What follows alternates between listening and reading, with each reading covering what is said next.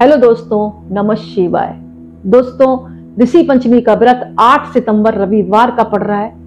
इस दिन जो है अपने ऋषियों का स्मरण जरूर करें। आसमान में जाकर शाम के समय सप्त ऋषि तारा मंडल होता है, उसके दर्शन करें और ओम वशिष्ठ नमः, ओम कश्यप नमः, ओम अत्रि नमः, ओम जमदाग्नि नमः, ओम गौतम नमः, ओम विश्वामित्र नमः, ओम भरद्वाज नमः और ओम अरुंधति माता का नाम लें और अपनी मनोकामना के लिए बोलें और 7 दिए आप जो है प्रज्वलित कर दें। इसी तरह आपको घर पर भी पूजा करनी है।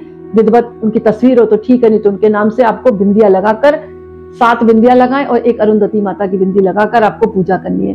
फल फूल मिठाई चढ़ाएं, पीले फूल चढ़ाएं, पीले फल चढ़ाएं और पीले वस्त्र धारण करें और उनको भी पीले वस्त्र ऋषियों को भी अर्पण करें। इसके अलावा कथा का स्मरण जरूर करें। कथाएं अनेक है, जिसमें से जो कथा मुझे समझ में आ रही है वो मैं आपके साथ शेयर कर दी। कथाओं में भेद हो सकता है, आप संशय ना करें। एक कथा यह है कि सतयुग में एक वेद वेदांग पढ़ने वाला एक सुमित्र नाम का ब्राह्मण रहता था और उसकी पत्नी थी जयश्री। इनके एक बेटा था सुमित।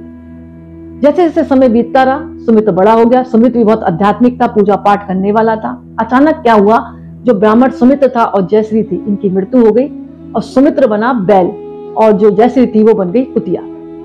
अब जो था इधर जो सुमित था ना, सुमित्र और सुमित में अंतर है। सुमित्र उनके पिताजी थे और सुमित उनका बेटा था। इधर जो है जब वो खत्म हो गए थे तो शादी तो सुमित की हो ही चुकी थी। इनके श्राद्ध का दिन आया तो जो सुमित की पत्नी थी वो खीर बना रही थी।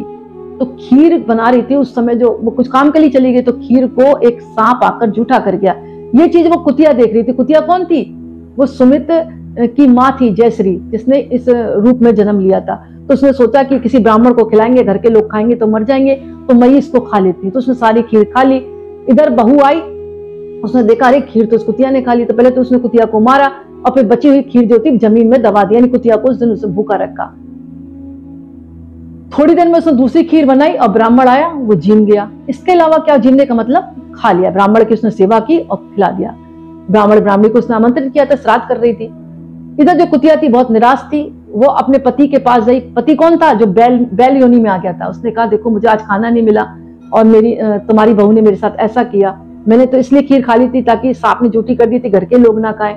तो बैल बोला मेरे साथ भी आज सुमित ने ऐसे किया, मेरी नकेल कस दी और मुझे कुछ भी चारा नहीं दिया, आज तो मुझे कुछ खाने को नहीं मिला।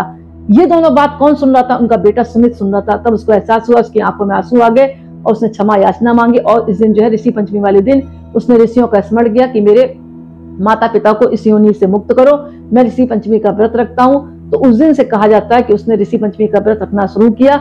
उससे क्या हुआ, उसके पिता और माता को इससे मुक्ति मिली, कुतिया योनि से और बैल योनि से।